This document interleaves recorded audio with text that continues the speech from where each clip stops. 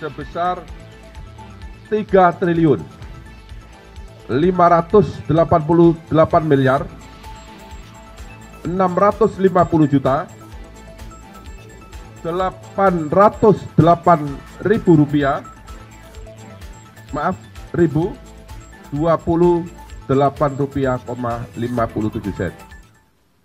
Perkembangan penyidikan perkara dugaan tindak pidana korupsi dalam pemberian kredit PT Bank Pembangunan Daerah Jawa Barat dan Banten,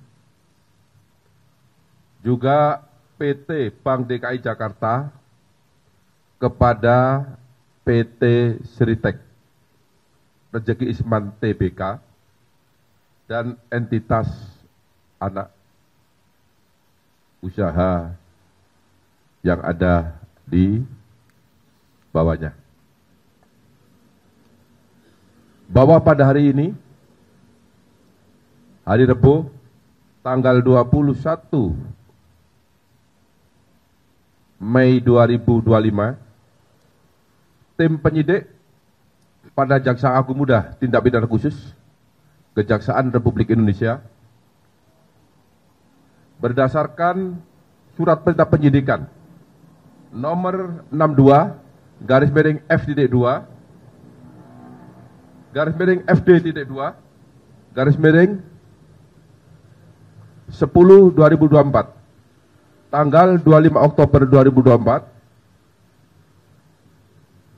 telah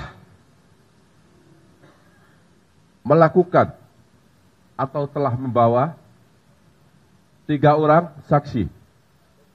Yang pertama adalah Saudara DS selaku pemimpin divisi korporasi dan komersial PT Bank Pembangunan Daerah Jawa Barat dan Banten tahun 2020. Yang kedua, YM selaku Direktur Utama PT Bank DKI Jakarta tahun 2020. Kemudian yang ketiga adalah ISL selaku Direktur Utama PT Sri Rezeki Isman Tbk tahun 2005 sampai dengan tahun 2022. Yang bersangkutan dihadapkan kepada jaksa penyidik, kemudian dilakukan pemeriksaan di gedung Jampitsus Kejaksaan Republik Indonesia. Dan dalam pemeriksaan sebelumnya, penyidik sudah melakukan pemeriksaan terhadap 46 saksi, sebagaimana tadi yang telah disampaikan oleh Pak Kapus Penkum. Dan pada hari ini, penyidik juga melakukan pemeriksaan terhadap 9 saksi. Kemudian juga beberapa saat yang lalu, penyidik juga telah melakukan pemeriksaan terhadap 1 orang ahli. Setelah melakukan pemeriksaan terhadap para saksi tersebut di atas, penyidik memperoleh alat bukti yang cukup telah terjadi tindak pidana korupsi dalam pemberian kredit dari beberapa bank pemerintah kepada PT Sritek Rezeki Isman Tbk dengan nilai total outstanding atau tagihan yang belum dilunasi hingga bulan Oktober 2024 sebesar 3 triliun 588 miliar 650 juta 808 ribu rupiah, maaf, ribu 28 rupiah, 57 sen. Dengan perincian sebagai berikut. Untuk Bank Jateng sebesar 395 miliar 663 juta 215.800 rupiah. Kemudian untuk Bank BJB, Bank Banten dan Jawa Barat, sebesar 543 miliar 980 juta 507.170 rupiah. Kemudian untuk Bank DKI sebesar 149 miliar 7 juta 85.018 rupiah, 57 sen.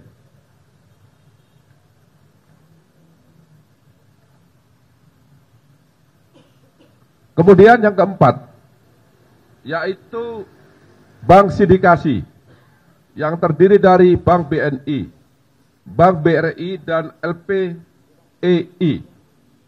Jumlah seluruhnya adalah 2 triliun 500 miliar rupiah.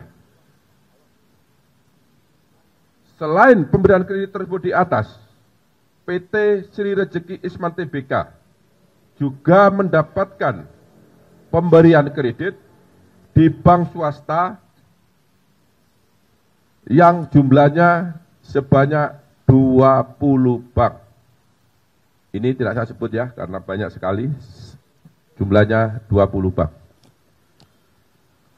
Adapun kasus posisi dapat kami jelaskan terhadap adanya pemberian kredit kepada PT Sri Rejeki Isman Tbk yang dilakukan secara melawan hukum dan mengakibatkan adanya kerugian keuangan negara, dapat disampaikan fakta-fakta sebagai berikut. Bahwa PT Sri Rejeki Isman Tbk merupakan perseroan terbatas yang beroperasi dalam bidang industri tekstil dan produk tekstil dengan komposisi kepemilikan saham yaitu PT Handelston Indonesia sebesar 59,03% dan masyarakat karena sudah TBK sebesar 40,97%. Bahwa dalam laporan keuangan PT Sri Rejeki Isman Tbk telah melaporkan adanya kerugian dengan nilai mencapai 1 miliar 08 US dollar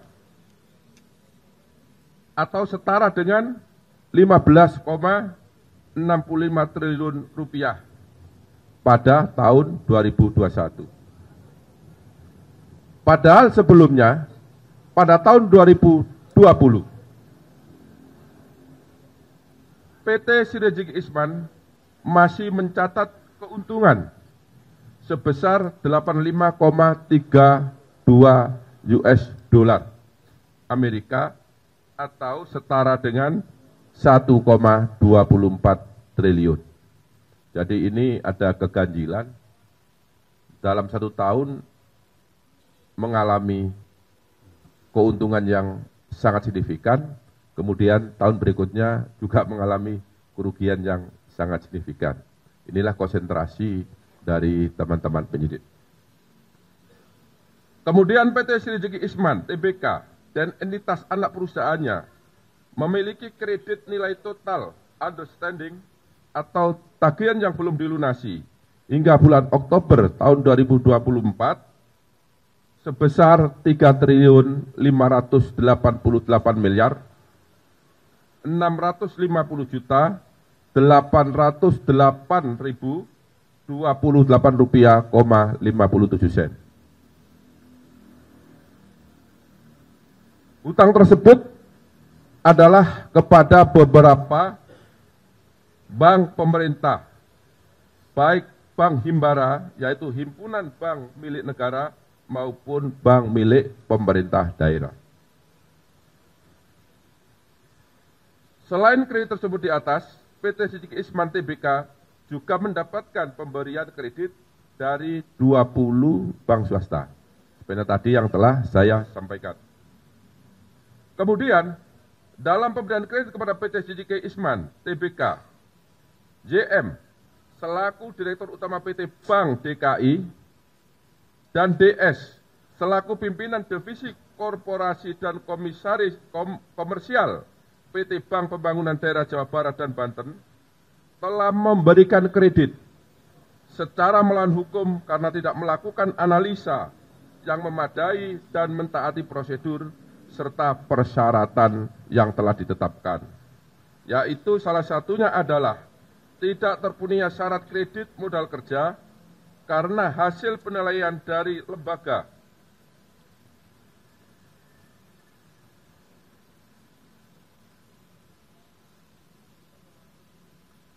pemeringkat Fit and Modis disampaikan bahwa PT Sri Rezeki Isman Tbk hanya memperoleh predikat BB- atau memiliki risiko gagal bayar yang lebih tinggi.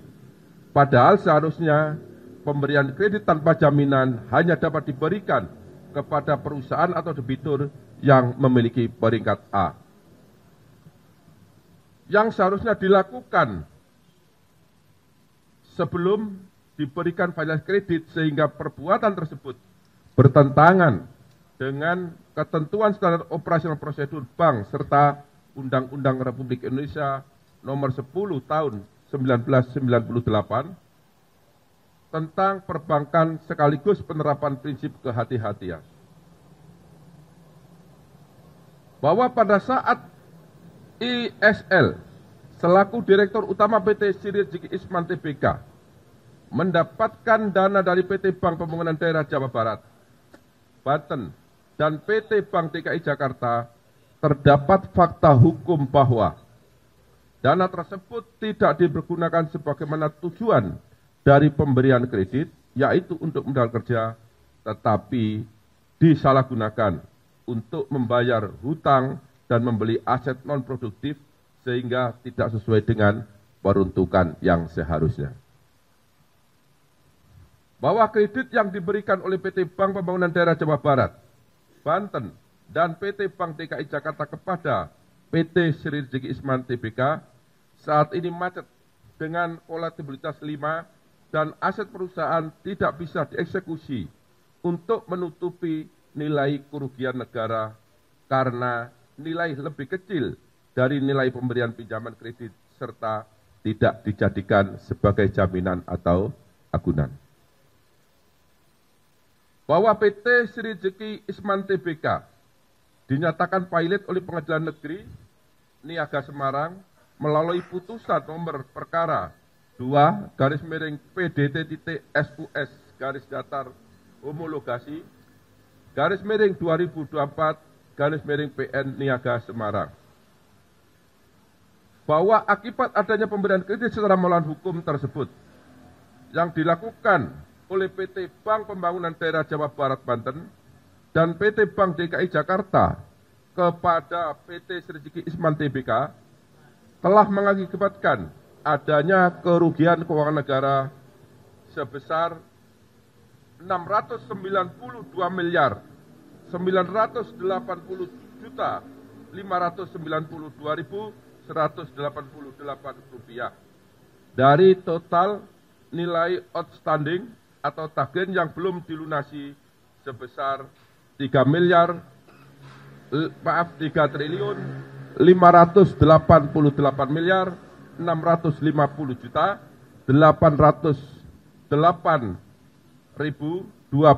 rupiah, 57 sen.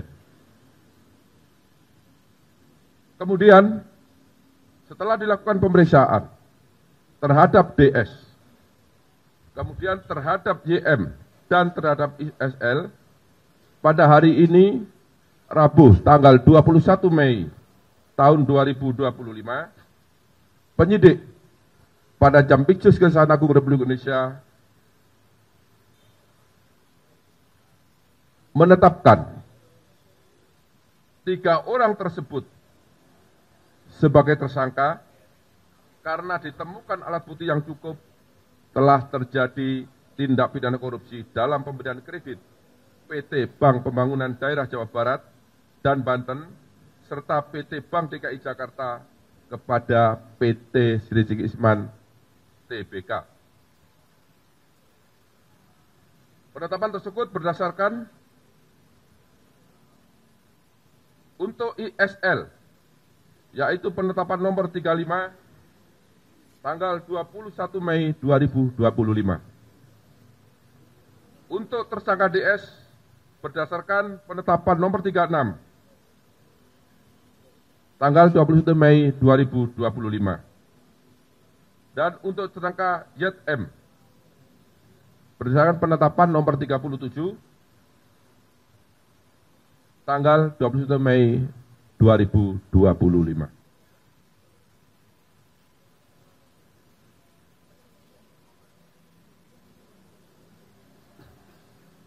Terhadap tersangka DS, tersangka YM, dan tersangka ISL, disangka telah melanggar pasal 2 ayat 1 atau pasal 3 junto pasal 18 Undang-Undang Nomor 31 Tahun 1999 tentang pemberantasan tindak pidana korupsi sebagaimana telah diubah dengan Undang-Undang Nomor 20 Tahun 2001 junto pasal 55 ayat 1 ke 1 Kitab Undang-Undang Hukum Pidana. Terhadap 3 tersangka, mulai malam ini dilakukan penahanan untuk 20 hari ke depan. Untuk tersangka ISL, dilakukan penahanan berdasarkan surat perintah nomor 32, tanggal 21 Mei 2025. Untuk tersangka DS, berdasarkan surat perintah penahanan nomor 33, tanggal 21 Mei 2025. Dan untuk tersangka ZM, berdasarkan surat perintah penahanan nomor 34, tanggal 21 Mei tahun 2025. Yang bersangkutan ditahan di Rutan Salim Baca Kejaksaan Agung dan sebentar lagi akan dilakukan atau dibawa ke tahanan.